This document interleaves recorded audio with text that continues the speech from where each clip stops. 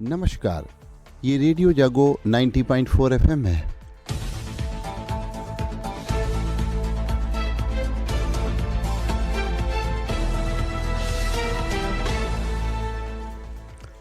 अब आप अभय शंकर गौर से आज की हलचल सुनिए। तो आइए सबसे पहले बात करते हैं मौसम को लेकर के, क्योंकि इस समय कोहरे का असर चारों तरफ दिखलाई पड़ रहा है और कोहरे की वजह से नो विजिबिलिटी यात्रियों के लिए एक मुसीबत भी बनी हुई है। चाहे वो ट्रेन के यात्री हों, चाहे वो बस या सड़क पर अपने वाहन चला रहे हों, अथवा हवाई फ्लाइट्स के यात्री हों, सबके ऊपर इसका प्रभाव पड़ा है। क्योंकि बहुत सी ट्रेनें लेट चल रही हैं, तो वहीं बहुत सी फ्लाइट भी देर से चल रही हैं। और सबसे ज़्यादा अगर मुसीबत बनी हुई है तो नेशनल हाईवे और हाईवे पर जो वाहन चल रहे हैं उनको लेकर के बहुत बड़ी मुसीबत ये है कि आपस में एक दूसरे के वाहनों के बीच सामंजस्य न होने की वजह से और ये लगातार दुर्घटना का सबब भी बन रही हैं। तो आइए इसी को लेकर के चर्चा करते हैं कि आखिर ये जो यात्रियों की सुविधा के लिए बहुत से काम की दावे किए जाते हैं, वो जिस समय कोहरा पड़ता है, मौसम खराब होता है, उस समय उनकी सारी पोल खुलती दिखलाई पड़ती है। जैसे सड़क के किनारे सफ़ेद पट्टी लगाने की बात सरकार ने एक निर्धारित करी है कि हर सड़क के किनारे सफ़ेद पट्टी होगी, क्योंकि सफ़ेद पट्टी होने से कार के चालक को और जो उसमें चल रहे हैं उनकी जान जो है जोखिम में नहीं पड़ती और उनको एक सुरक्षा प्रदान करता है।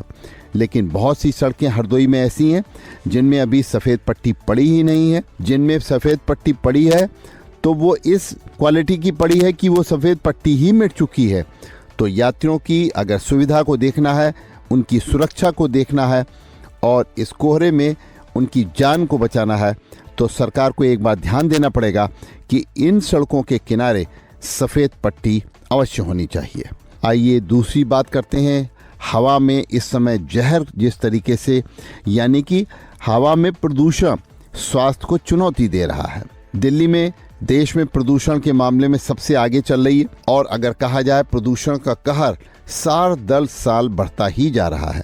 और इसकी सबसे बड़ी वजह जो है कि लोग प्रदूषण को अभी भी गंभीरता से नहीं ले रहे हैं। हमें लोग आग जला करके और तापते हैं और कूड़ा जलाते हैं। आज भी हमने देखा स्टेशन रोड पे कहीं लोग टायरों को जला रहे थे। तो ये खराब हवा और हमारी लापरवाही कहीं न कहीं दूसरों की जान का सबब बन रही है। क्या हम हवा में फैले जहर को पहचान या जान नहीं पा रहे हैं? क्या हमें अंदाजा नहीं है कि प्रदूषित हवा हमारे स्वास्थ्य के साथ कैसे खिलवाड़ कर रही है? क्योंकि अगर देखा जाए तो ये जहरीले कण ही हमारे स्वास्थ्य के लिए हानिकारक हैं। हवा में घुले सूक्ष्म जहरीले कण फेफड़ों और हमारे रक्त प्रवाह में प्रवेश कर सकते हैं और इसकी वजह से लोगों की आंखों में जलन, नाक में जलन, गले में खराश, फेफड़े, अस्थमा, क्रॉनिक ब्रोंकाइटिस और गुर्दे, यकृत को नुकसान और हृदय रोग भी हो रहे हैं। तो ये भारी कण शरीर के अंदर पहुंचकर कैंसर भी बन सकते हैं। और अगर देखा जाए तो नाइट्रोजन ऑक्साइड जो है जब हवा में शामिल हो जाती है तब वातावरण में लाल भूरा धुंध बन जाता है और इस जहरीले तत्व का मुख्य स्रोत है ईंधन दहन। तो सर्दी में यह समस्या ज़्यादा बढ़ जाती है और इससे फेफड़ों को नुकसान होता है, सांस लेने की क्षमता में कमी आती है और श्वसन मार्ग जो है उसमें सूजन आ जाती है और त्वचा का कैंसर भी इससे हो सकता है। अगर कही जाए बात तो सल्फर डाइऑक्साइड जो है वो मुख्य स्रोत है ईंधन दहन और बिजली के उपकरणों की वजह से, जो हमारे बहुत से इंडस्ट्री चलती हैं उनकी वजह से इस जहरीली गैस का फेफड़ों पर असर पड़ता है और खांसी, घबराहट, श्वसन मार्ग में तरह तरह की समस्या पैदा होती है। कार्बन मोनोऑक्साइड ये जहरीले तत्व का असर आंखों पर पड़ता है, दृष्टि धुंधली हो जाती है, सुनने में बहुत से लोगों को असर पड़ता है, कुछ लोगों को चक्कर आने लगाते हैं, सिर दर्द और सीने में दर्द की शिकायत भी बढ़ती है। तो इस तरीके से स्वास्थ्य को चुनौती ये प्रदूषण दे रहा है और प्रदूषण से फेफड़ों और हृदय को भी असर हो रहा है। प्रदूषण से नई नई बीमारियां अब जन्म ले रही हैं, याददाश्त भी लोगों की कम हो रही है।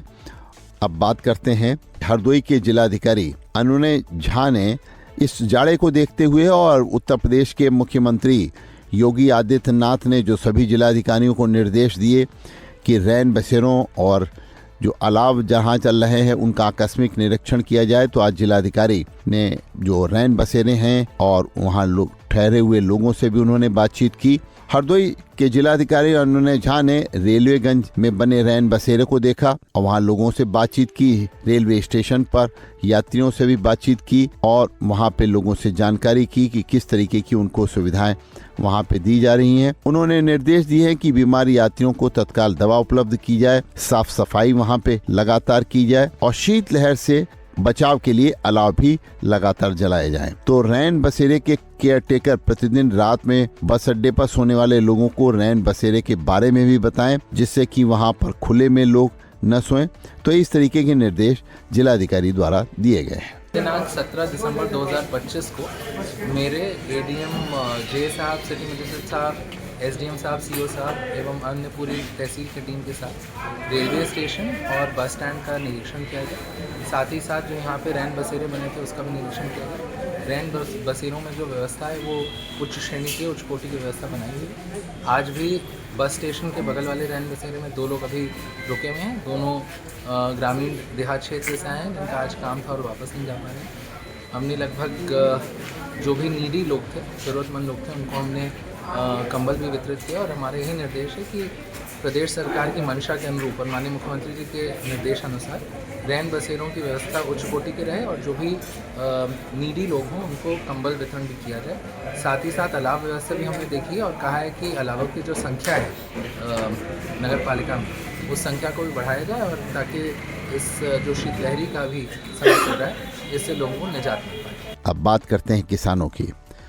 इस समय एक तो जाड़े का मौसम और इस तरीके का पाला पड़ रहा है और किसान दूसरी तरफ अपने गेहूं की फसल में यूरिया खाद को डालने के लिए परेशान है, क्योंकि खाद की उपलब्धता किसानों के लिए इस समय परेशानी का कारण बनी हुई है। खाद सेंटर समय से नहीं खुल रहे। किसानों को उनकी आवश्यकता के आधार पर, जितनी आवश्यकता है उसके आधार पर उनको खाद नहीं मिल पा रही है। तो इसको लेकर के जिला प्रशासन लगातार गंभीरता से इन समस्याओं को दूर करने के लिए निर्देश भी दे रहा है और उन निर्देशों का पालन करने के लिए हर तरीके से आदेश भी जारी किए जा रहे हैं। तो अभी आप सुन रहे थे अभय शंकर गौड़ से आज की हलचल। सुनते रहिए रेडियो जागो 90.4 FM।